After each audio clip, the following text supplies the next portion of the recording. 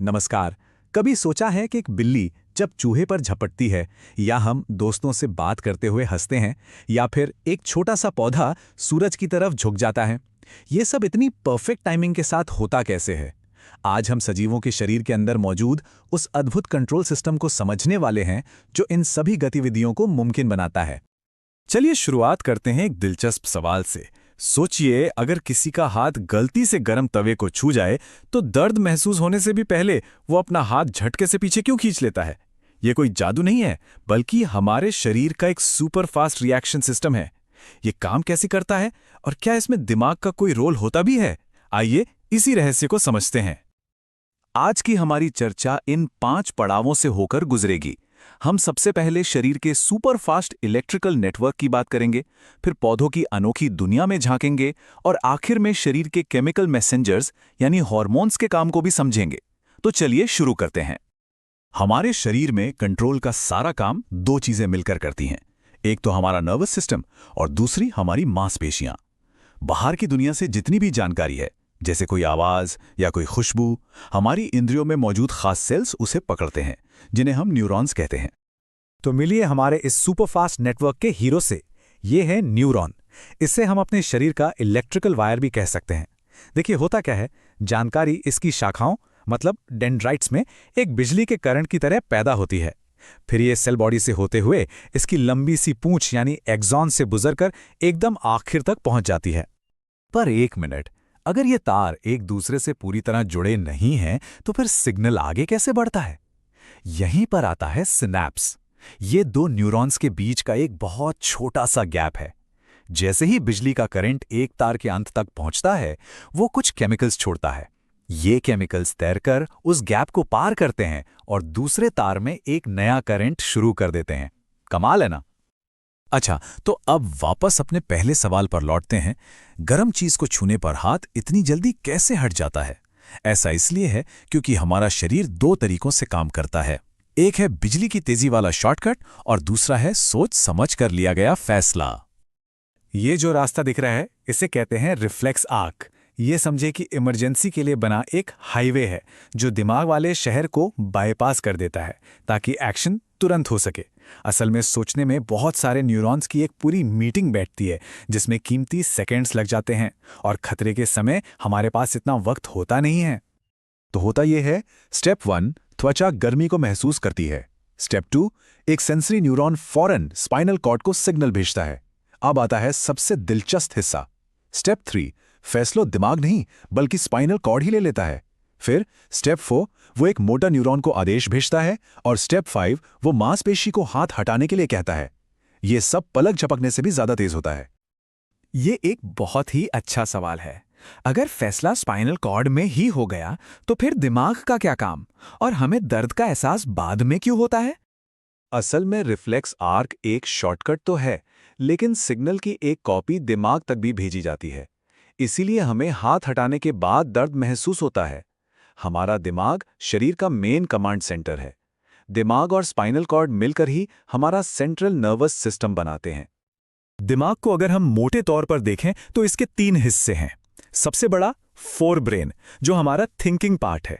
जब कोई इस विश्लेषण को देख रहा है या कोई फैसला ले रहा है तो यही हिस्सा काम कर रहा है। बाकी के हिस्से यानी मिड ब्रेन और हाइंड ब्रेन वो काम संभालते हैं जिनके बारे में हमें सोचना नहीं पड़ता, जैसे दिल का धड़कना, सांस लेना या चलते हुए बैलेंस बनाना।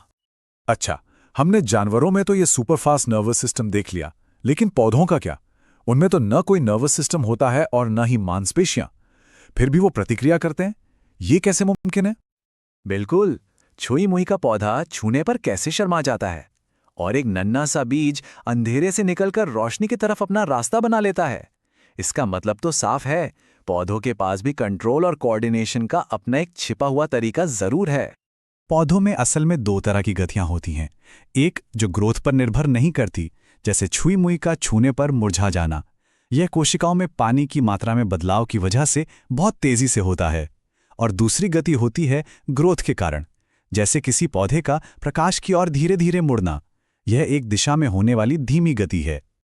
पौधों की ये जो धीमी ग्रोथ है वो केमिकल मैसेंजर्स की वजह से होती है, जिन्हें प्लांट हार्मोन्स कहते हैं। मिसाल के तौर पे ऑक्सिन नाम का एक हार्मोन पौधे की चोटी पर बनता है। अब जब एक तरफ से रोशनी आती है तो ये हार्मोन अंधेरे वाली साइड में जाकर जमा हो जाता है। इससे अंधेरे वाली साइड की कोशिकाएं ज्यादा तेजी से बढ़ती हैं और पूरा का पूरा पौधा रोशनी की तरफ मुड़ जाता है। पौधों की ही तरह जानवरों में भी नर्वस सिस्टम के अलावा कोऑर्डिनेशन का एक और तरीका है, और वो है रासायनिक संदेशों का। यह है हमारा एंडोक्राइन सिस्टम या अंतःस्रावी तंत्र, जो हार्मोन का इस्तेमाल करता है। चलिए जरा दोनों की तुलना करके देखते हैं। नर्वस सिस्टम वो तो समझिए एक ईमेल की तरह है, एकदम तेज बिजली की रफ्तार से एक खास जगह पर पहुंच जाता है। वहीं दूसरी तरफ हार्मोनल सिस्टम हमारी पुरानी डाक सेवा जैसा है, थोड़ा धीमा है पर खून के जरिए शरीर के हर कोने तक पहुंच सकता है और इसका असर भी ज्यादा देर तक रहता है। इसीलिए तो ग्रोथ जैसे लंबे चलने वाले कामों के लिए हार्मोनल सिस्टम ही बेहतर है। तो चलिए अब मिलते हैं इंसानी शरीर के कुछ असली मास्टर कंट्रोलर्स से, यानी हमारे सबसे जरूरी हार्मोन से। इस स्थिति को लड़ो या भागो यानी फाइट और फ्लाइट रिस्पॉन्स कहते हैं। अब चाहे लड़ना हो या भागना, दोनों के लिए शरीर को तुरंत बहुत सारी ऊर्जा की जरूरत होती है। और ये तैयारी सिर्फ नर्वस सिस्टम से नहीं हो सकती। इसके लिए एक ऐसे केमिकल सिग्नल की जरूरत है जो पूरे शरीर को एक साथ तैयार कर सके। और यही एंट्री होती है एड्रेनालिन हार्मोन की। ये सीधे खून में छोड़ा जाता है और पूरे शरीर में अलर्ट मोड ऑन कर देता है। दिल तेजी से धड़कने लगता है, सांसें तेज हो जाती हैं, पाचन का काम रुक जाता है और सारा खून मांसपेशियों की तरफ दौड़ पड़ता है। बस शरीर लड़ने या भागने के लिए पूरी तरह तैयार। एड्रेनालिन के अलावा भी कई जरूरी हार्मोन्स हैं। थायराइड ग्रंथि से निकलने वाला थायरॉक्सिन शरीर की एनर्जी को कंट्रोल करता है। पीयूष ग्रंथि से ग्रोथ हार्मोन निकलता है जो हमारी हाइट तय करता है। और पैंक्रियास से निकलने वाला इंसुलिन हमारे खून में शुगर के लेवल को बैलेंस करता है, जो डायबिटीज के मरीजों के लिए बहुत जरूरी है। ये बहुत जरूरी है कि हार्मोन सही मात्रा में ही बने, न कम न ज्यादा। इसके लिए शरीर में एक फीडबैक मैकेनिज्म होता है। जैसे जब खून में शुगर का स्तर बढ़ता है तो अग्न्याशय इसका पता लगाकर ज्यादा इंसुलिन छोड़ता है, और जब शुगर का स्तर कम हो जाता है तो इंसुलिन का निकलना अपने आप कम हो जाता है। तो सार ये है कि हमारे शरीर में दो शानदार सिस्टम हैं, एक तेज ईमेल वाला नर्वस सिस्टम और एक धीमा लेकिन असरदार डाक वाला हार्मोनल सिस्टम। और ये दोनों अकेले नहीं बल्कि एक टीम की तरह काम करते हैं ताकि हमारा शरीर एक परफेक्ट मशीन की तरह चलता रहे।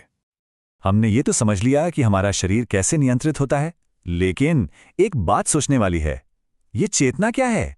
वो क्या चीज है जो हमें इन सब जटिल प्रक्रियाओं के बारे में सोचने और समझने की शक्ति देती है? ये एक ऐसा सवाल है जो विज्ञान और दर्शन की सीमाओं को छूता है और हमें और भी ज्यादा जानने के लिए प्रेरित करता है।